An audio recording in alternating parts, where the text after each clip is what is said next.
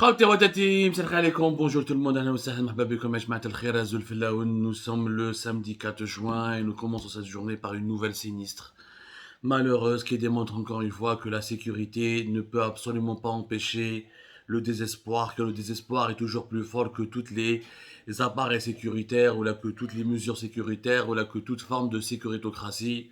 اليوم يا جماعة, ce matin, le samedi 4 juin 2022, dans un train d'atterrissage d'un avion d'Air Algérie, tout ce matin, 2 cadavres ont été découverts, 2 cadavres inanimés de 2 migrants haraga algériens qui ont voulu fuir le pays.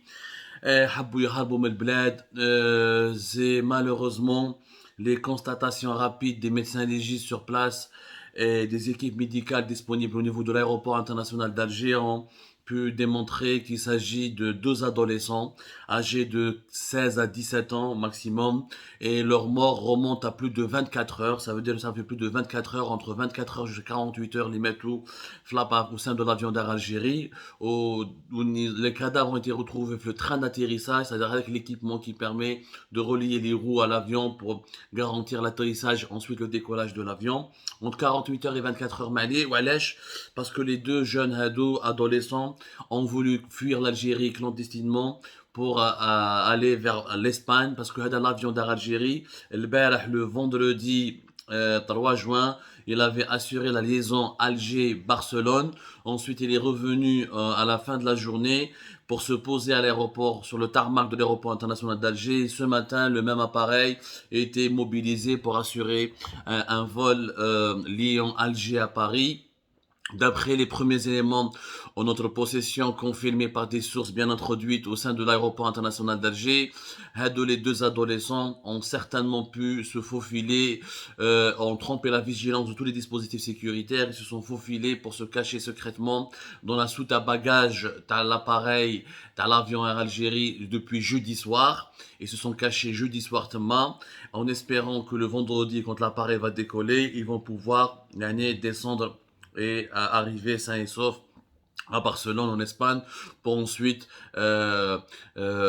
fuir depuis la piste d'atterrissage où il a demandé directement se rendre aux autorités espagnoles. Comme ils sont adolescents et mineurs, leur expulsion sera rendue totalement impossible. Ça vous le savez, au regard de ce que prescrit la loi, ce que indique ou la prescrit la loi, les lois européennes ou la loi des pays de l'Union européenne. Malheureusement, la mésaventure de ces jeunes a mené vers une tragédie, vers un drame qui fait froid dans le dos.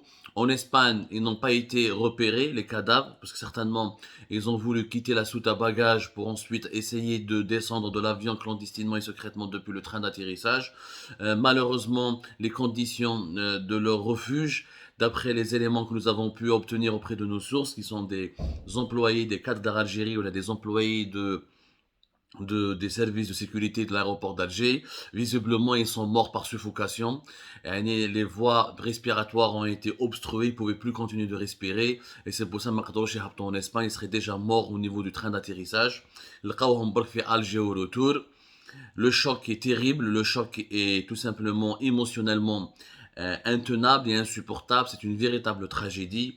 Et ce drame soulève plusieurs interrogation et relance le débat à la fois concernant la harga en Algérie qui a هنا خلاص هنا ما تقدرش تقولوا لنا بلي y a pas de désespoir, بلي c'est une minorité, بلي les jeunes algériens ما راهمش كاع rongés par le désespoir, que le pays va se relancer. هنا عندنا c'est bon, هنا لحقنا le summum du désespoir. Rappelez-vous du 9 mars dernier où le petit Aymen âgé de 16 ans a pu s'introduire clandestinement et secrètement dans la soute à bagages d'un avion d'Air Algérie pour se retrouver à Roissy-Charles de Gaulle le lendemain, le 10 mars. Marraha Ayman, il a eu beaucoup de chance et s'en est sorti miraculeusement. Et en ce moment, il est pris en charge en France, il vit en France et s'est établi en France. La France ne peut pas l'expulser parce qu'il est mineur. Les 2 adolescents dont l'identité précise n'a pas été encore révélée. Leur lieu d'origine, leur lieu de naissance n'a pas été encore précisé. Mais tout indique qu'ils voulaient faire comme le petit Ayman et qu'ils ont bénéficié d'un certain niveau de complicité pour pouvoir s'introduire secrètement et clandestinement à l'aéroport international d'Alger. الحرقه يا جماعه خلاص لي مور هادو الناس اللي راهم يبنوا في الحيوط construire des murs au bord de la Méditerranée pour bloquer les façades maritimes d'Oran. Ils vont maintenant comprendre, voilà, ceux qui demandent aux gardes-côtes algériens de tirer à balles réelles sur les Harraga, ou là ceux qui essaient de négocier avec les Espagnols pour accélérer les opérations d'expulsion, ou là ceux qui demandent à la gendarmerie nationale de renforcer la répression, d'arrêter tous les pêcheurs potentiellement qui pourraient servir potentiellement de passeurs. Toutes les mesures sécuritaires de lutte contre la Harga ne suffisent pas. Parce qu'on ne peut rien contre la volonté d'un homme. Comme Nazim Hikmet, le grand poète turc, quand un homme veut vivre, il va tout tenter pour lui prendre tous les risques pour qu'il puisse vivre. Les jeunes Algériens veulent vivre parce que dans leur pays, ils ne se sentent plus en sécurité, ils ne se sentent plus, ils se sentent pas bien dans leur peau, tout simplement leur désir de vie les pousse à aller ailleurs parce qu'ils ne se sentent pas épanouis ni ils n'ont aucune conscience de leur dignité في بلادهم. هاي لك الحقيقة يا جماعة باش واحد ما يكتب بالكم. C'est ça ce qui est en train de se passer. C'est une véritable catastrophe. Ça prouve que l'État algérien a totalement échoué dans la lutte contre la harga. Mais rien n'a été fait, ou rien ne pourra être fait, et la solution n'est pas sécuritaire. Construire des murs, armer les gardes-côtes, réprimer les jeunes, arrêter les pêcheurs, démanteler les réseaux des passeurs ne suffira pas, parce que les jeunes Algériens veulent partir, ils veulent vivre dignement. Tant qu'on leur offre pas un projet de vie, un espoir de vie dans leur propre pays, ما يقعدوش في البلاد. والمرة هذه c'est la deuxième fois. Et là, on bifurque sur un sujet hyper dangereux. Les traversées maritimes, قال ما قدرتوش 1200 km, c'est grand, la mer, les plages, on ne peut pas contrôler toutes les plages du pays, on ne peut pas s'assurer que empêcher toutes les barques et les bateaux de partir au large, je peux comprendre. C'est les aéroports, Yanas. Moi, le petit Ayman fait Constantine, mais cette fois-ci, c'est l'aéroport international d'Alger. L'aéroport le plus sécurisé du monde. L'un des 5 aéroports les plus sécurisés du monde. Tous les classements internationaux le disent. L'aéroport d'Alger, c'est parmi les aéroports les plus surveillés. Le déploiement massif des services de sécurité, de la police aux frontières, des services secrets, des douaniers, il est tout simplement époustouflant, inédit. Mais qu'est-ce un aéroport au monde où il y a autant d'agents de services de sécurité? La question qui se pose, كيفاش هادو les deux adolescents دخلوا؟ كيفاش دخلوا باتوا في الطيارة jeudi soir باش يروحوا لبرشلونة ويهربوا؟ Comment ils ont pu tromper les contrôles de la police aux frontières, les agents de la société de gestion des services aéroportuaires, les renseignements généraux, les civils qui sont déployés à l'aéroport, les douaniers, le bureau des services secrets, la DGS et l'aéroport, tous les services de sécurité sont représentés à l'aéroport. Mais c'est le point le plus sensible de la capitale d'Alger. Depuis la guerre civile des années 90, le régime algérien, à juste titre, a renforcé, a imposé une chape sécuritaire, a établi une stratégie de sécurité absolue.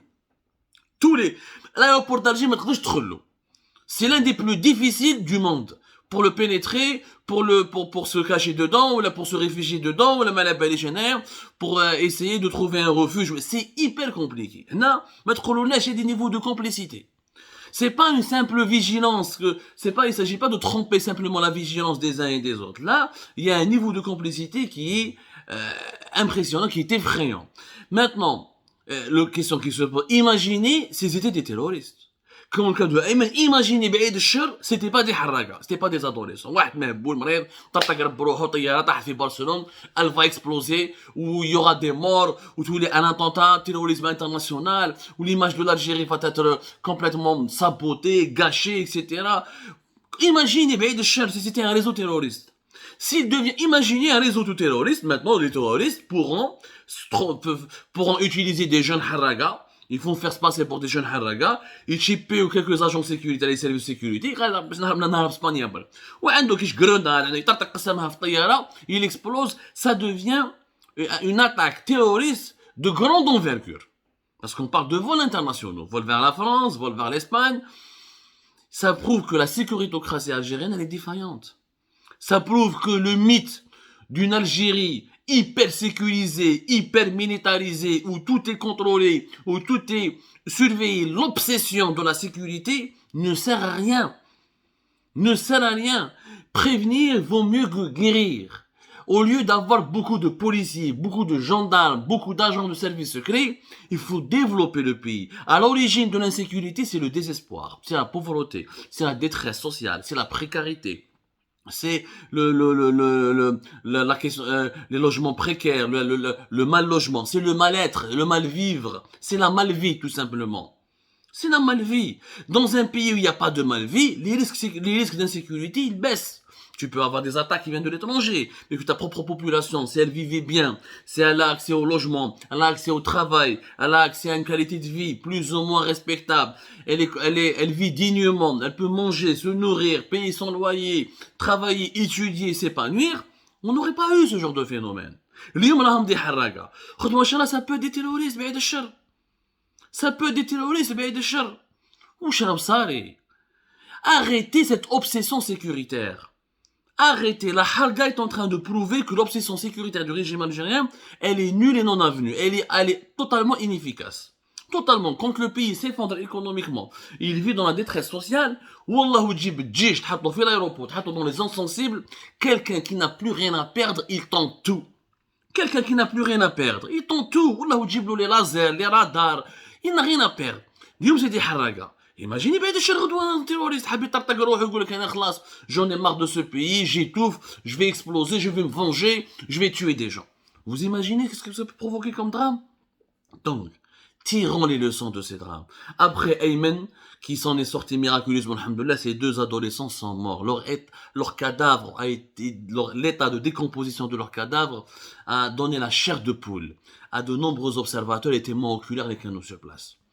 C'est un drame sans précédent. Sans précédent. Bien sûr, c'est arrivé aussi à travers le monde. Ce n'est pas une exception algérienne, disons-le. On va pas en faire un c'est pas propre à l'Algérie, cette tragédie. Mais l'Algérie a les moyens nécessaires pour se prémunir contre les conséquences du désespoir généralisé dans notre pays. Nous avons les moyens. Nous avons un beau pays. Nous avons un grand pays. Nous avons un sous-sol plein de richesses. Nous avons des potentialités. Nous avons la capacité, la jeunesse. Nous avons le capital humain. Nous avons tout pour être heureux dans notre pays. Nous avons tout. Nous sommes parmi les pays les plus chanceux du monde. Nous avons le soleil, le désert, le vent, le pétrole, le gaz, les minerais, les terres rares. Tout ce que l'humanité rêve, qu'est-ce qu'il l'Algérie? Mais qu'est-ce un pays qui a autant de richesses et d'atouts géostratégiques comme l'Algérie? La mer, le désert, la plaine, la steppe, il suffit juste d'avoir des dirigeants qui ont un projet de vie pour notre pays, qui ont un projet de société pour notre pays. C'est tout simplement, la question elle est là. Aucune armée au monde ne peut lutter contre le désespoir. Aucune puissance nucléaire ne peut arrêter le désespoir. Aucune force militaire sur cette planète ne peut arrêter des êtres humains qui ont envie de vivre et qui se battent pour vivre. Ça ne c'est pas possible. L'obsession sécuritaire est classe. Il faut tourner cette page. Comme dit Abdelmajid Tebboune, qui a entendu Blinken, il a dit une phrase importante qui devrait marquer le début d'une prise de conscience. On aurait aimé dépenser tout l'argent qu'on consacre aux armes, au développement de notre économie et au bien-être de notre jeunesse. Eh bien, il faut le commencer. Parce que les armes ne serviront à rien. Chef dans la Russie, 10 fois plus forte que l'Ukraine est en train de résister. Où est-ce que la Russie fait l'Ukraine? Deux villes ou 3 petites villes. L'Ukraine tient debout, la population se bat. Parce que tu ne... Excepté, sauf si tu veux massacrer toute la population, là ça devient un massacre, pas une guerre, là, oui, tu pourras gagner. Mais même les autorités algériennes, les services de sécurité en Algérie ne pourront pas massacrer la population algérienne. Tu ne vas pas arrêter la harga en tuant des millions de jeunes algériens. C'est pas possible. Ce n'est plus possible. Prenons conscience. L'obsession sécuritaire, elle doit disparaître dans notre pays. Et la remplacer par l'obsession du développement, de la justice sociale, de l'équité, du développement humain, de la fin des inégalités, l'obsession de bâtir l'état de droit, l'obsession de redonner l'espoir à notre population.